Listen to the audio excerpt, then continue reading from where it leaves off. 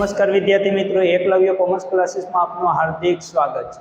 આજે આપણો વિષય છે આંકડાશાસ્ત્ર અને આપણો વિષયાંક છે સુરેખ સહસંબંધ। સુરેખ સહસંબંધમાં જો આપણે આગળ વાત કરી ગયા છે કે ભાઈ સહસંબંધ કોને કહેવાય, સહસંબંધાંક કોને કહેવાય, એના સૂત્ર પણ આપણે જોઈ ગયા છે।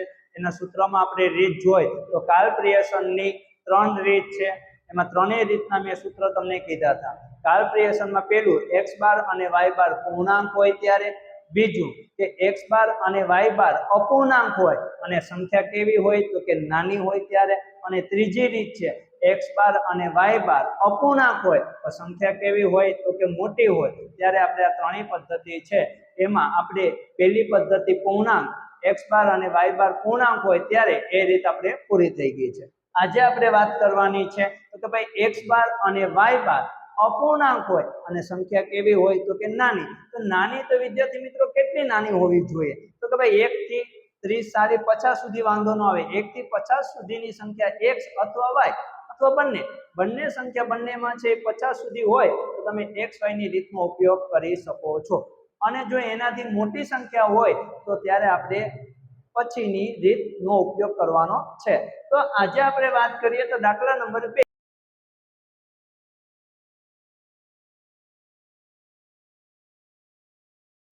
કે ભાઈ ગણિત આધારિત ઉકેલ અને તર્ક આધારિત ઉકેલ છે એના ગુણ નીચે મુજબ છે, તે પરથી સહસંબંધાંકની કિંમત મેળવો। તો વિદ્યાર્થી મિત્રો પહેલું કીધું છે ગણિત આધારિત ઉકેલ, તો ગણિત આધારિત ઉકેલના ગુણ છે એને આપણે કહેશું શું તો કે x, અને તર્ક આધારિત ઉકેલ છે એને આપણે શું કહેશું તો કે y। તો વિદ્યાર્થી મિત્રો આ તમને પહેલું કોલમ હોય ને x કહેવાનું છે, બીજું કોલમ હોય ને y કહેવાનું છે।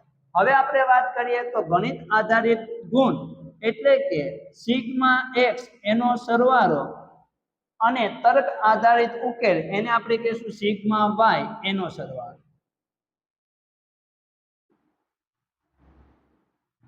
કેટલો થાય છે તો કે સિગ્મા x બરાબર 58 થાય છે। વિદ્યાર્થી મિત્રો તમે મારી સાથે કેલ્ક્યુલેટરનો ઉપયોગ કરી શકો છો।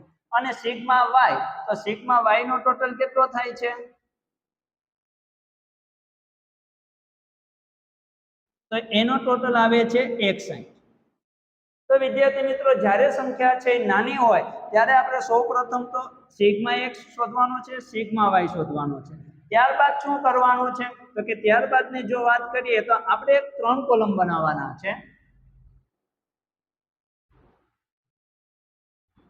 આ 3 કોલમ બની જાય એ પછી તો કે ભાઈ આપણે x બાર શોધવાનો હોય છે। તો x બાર શોધવા માટેનું સૂત્ર શું છે તો કે x બાર બરાબર સિગ્મા x ના છેદમાં n। તો સિગ્મા x એનો ટોટલ કેટલો છે તો કે ટોટલ છે 58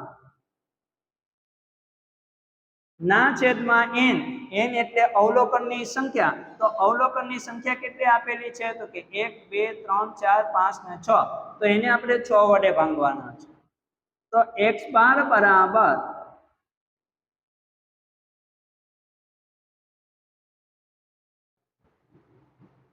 તો કે 58 ભાગ્યા 6 તો એ આવે છે 9.67। x બાર બરાબર તો કે 9.67 આવે છે। એ પછી આપણે શું શોધવાનું છે તો કે x બાર મળી જાય પછી આપણે વાત કરવાની છે y બાર। તો y બાર શોધવા માટેનું સૂત્ર તો કે y બાર બરાબર સિગ્મા y ના છેદમાં n। તો સિગ્મા y કેટલો ટોટલ આપેલો છે તો કે 61 ના છેદમાં અવલોકનની સંખ્યા કેટલી આપેલી છે તો કે 6। તો y બાર બરાબર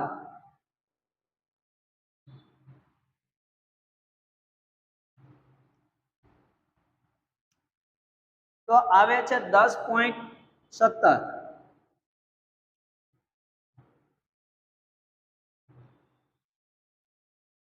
તો વિદ્યાર્થી મિત્રો x બાર કેટલો આવ્યો છે તો કે 9.67 અને y બાર કેટલો આવ્યો છે તો કે 10.76। હવે વિદ્યાર્થી મિત્રો આ તમને ખ્યાલ હોવો જોઈએ કે x બાર અને y બાર બંને કેવા છે તો કે બંને અપૂર્ણાંક છે, પૂર્ણાંક નથી। અપૂર્ણાંક છે પહેલું પદ્ધતિ એ કે પૂર્ણાંક છે કે અપૂર્ણાંક તો કે અપૂર્ણાંક। પછી વિદ્યાર્થી મિત્રો બીજી પદ્ધતિ કે સંખ્યા છે નાની છે કે મોટી છે તો કે ભાઈ સંખ્યા છે નાની છે।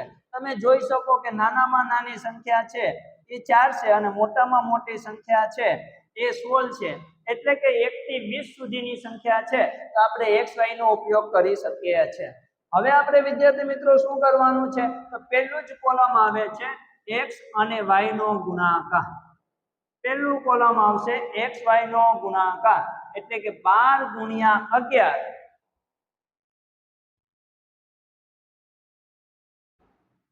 132 એ પછી 8 ગુણ્યા 10 તો 80 પછી 9 ગુણ્યા 4 તો 9 ચોક 36 10 ગુણ્યા 7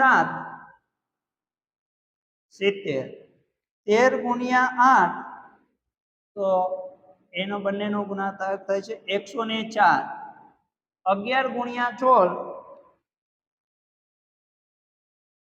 176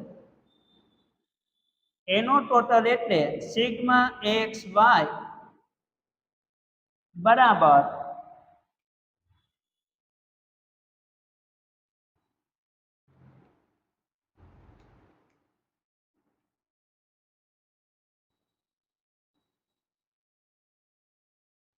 તો એનો ટોટલ આવે છે 558 xy તો એનો ટોટલ કેટલો થાય છે તો કે 558.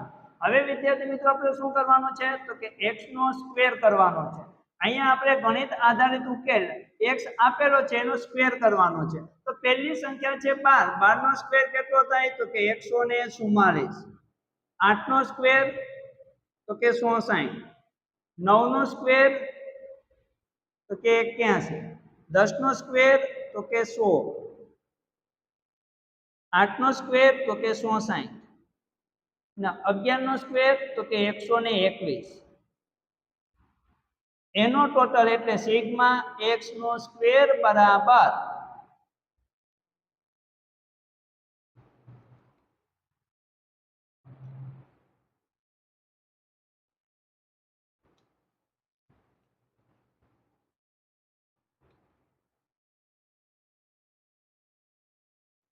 574. ત્યારબાદ આવે તો કે y નો સ્ક્વેર.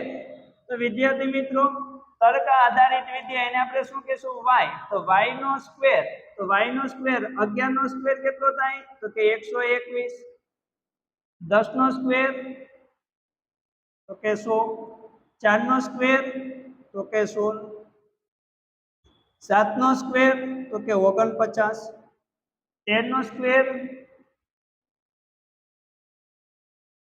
196, તો કે 13 નો સ્ક્વેર કેટલો આવે તો કે 169 અને 16 નો સ્ક્વેર તો કે 256.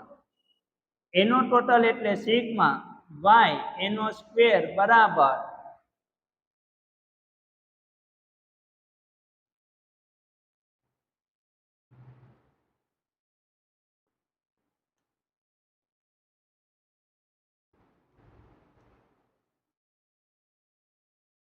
711. તો વિદ્યાર્થી મિત્રો આપણે શું મળી ગયું તો કે સિગ્મા xy પછી તો કે x નો સ્ક્વેર પછી તો કે y નો સ્ક્વેર. હવે ત્યારબાદ આપણે શું કરવાનું છે તો કે ત્યારબાદ આપણે જો વાત કરીએ તો આપણે સહસંબંધાંક શોધવાનું છે. તો સહસંબંધાંક છે એને સંકેતમાં કોના વડે દર્શાવવામાં આવે છે તો કે સ્મોલ r બરાબર. હવે એનું સૂત્ર તો કે એનું સૂત્ર છે n sigma xy minus sigma x sigma y છેદમાં રૂટની અંદર n સિગ્મા x નો સ્ક્વેર માઈનસ સિગ્મા x કાઉન્સનો સ્ક્વેર, બીજા રૂટની અંદર n સિગ્મા y નો સ્ક્વેર માઈનસ સિગ્મા y એનો સ્ક્વેર. હવે વિદ્યાર્થી મિત્રો n બરાબર કેટલા આપેલા છે તો કે n બરાબર 100. સિગ્મા xy કેટલા આપેલા છે તો કે સિગ્મા xy બરાબર 598 માઈનસ સિગ્મા x, તો સિગ્મા x કેટલા આપેલા છે તો કે 58, સિગ્મા y કેટલા આપેલા છે તો કે 100. છેદમાં રૂટની અંદર n એટલે 6 સિગ્મા x નો સ્ક્વેર તો કે ગુણ્યા 574 માઇનસ સિગ્મા x કાઉન્સનો સ્ક્વેર તો કેટલા તો કે 58 નો સ્ક્વેર બીજા રૂટની અંદર n એટલે 6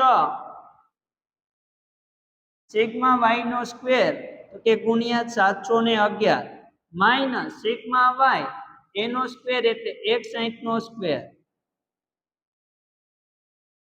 તો હવે વિદ્યાર્થી મિત્રો ગુણાકાર કરી લઈએ. 6 ગુણ્યા 598 3588 માઇનસ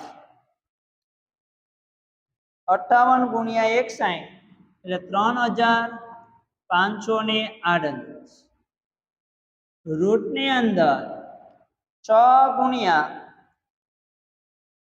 574 3444 માઇનસ 58 નો સ્ક્વેર 3364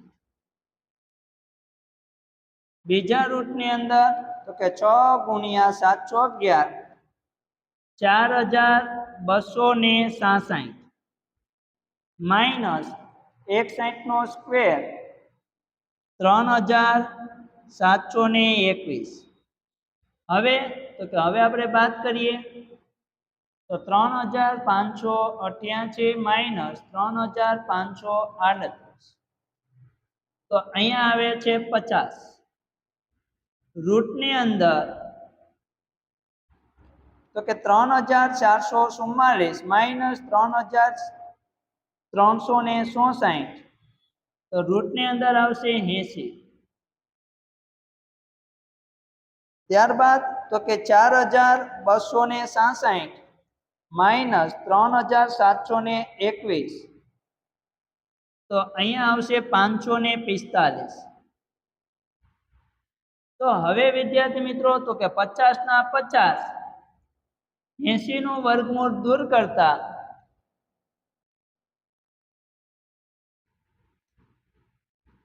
8.94 ગુણ્યા 545 નું વર્ગમૂળ દૂર કરીએ તો 23.35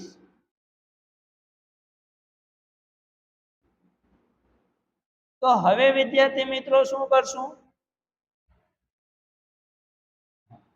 તો 50 ના 50 આ બંનેનો ગુણાકાર